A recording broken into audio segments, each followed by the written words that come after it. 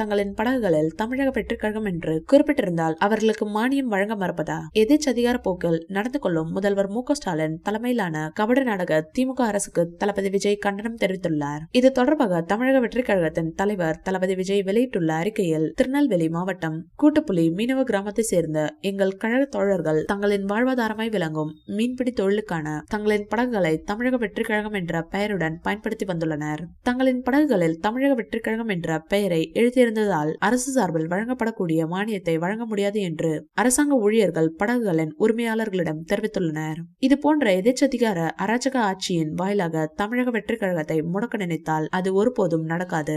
ஏற்கனவே மீனவ பெருமக்கள் தங்களின் வாழ்வாதாரத்திற்காக உயிரை துச்சமென நினைத்து கடலுக்கு மீன்பிடிக்க செல்கின்றனர். அப்படி செல்கையில் அவர்கள் இலங்கை அரசு பயங்கரவாதத்தால் பெரும் பாதிப்பிற்கு உள்ளாகின்றனர். கைது மற்றும் படகுகள் பறிமுதல் உள்ளிட்ட நடவடிக்கைகளால் அவர்களின் வாழ்வாதாரமே கேள்விக்கு உள்ளாகிறது.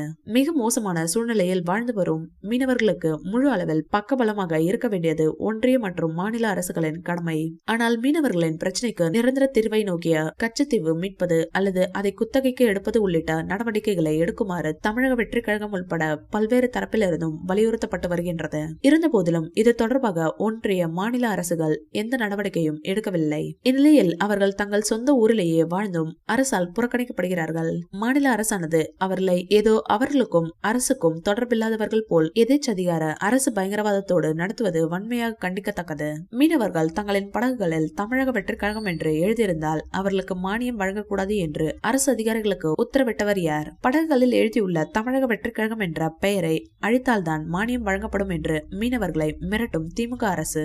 அதே படகுகளில் திமுக என்ற பெயரையோ அல்லது திமுகவின் கொடியையோ பயன்படுத்துபவர்களிடம் இவ்வாறு கூறுமா? மீனவர்களுக்கு வழங்கப்படும் மானியம் என்பது திமுகவின் பணம் அல்ல, பொதுமக்கள் அரசுக்கு செலுத்தும் வரி பணம். அது மீனவர்களின் பணம். மீனவர்கள் எந்த கட்சியை சேர்ந்தவர்களாக இருந்தாலும் அவர்களுக்கு அரசு சார்பில் வழங்கப்பட வேண்டிய மானியம் என்பது முழுமையாக வழங்கப்பட வேண்டும்.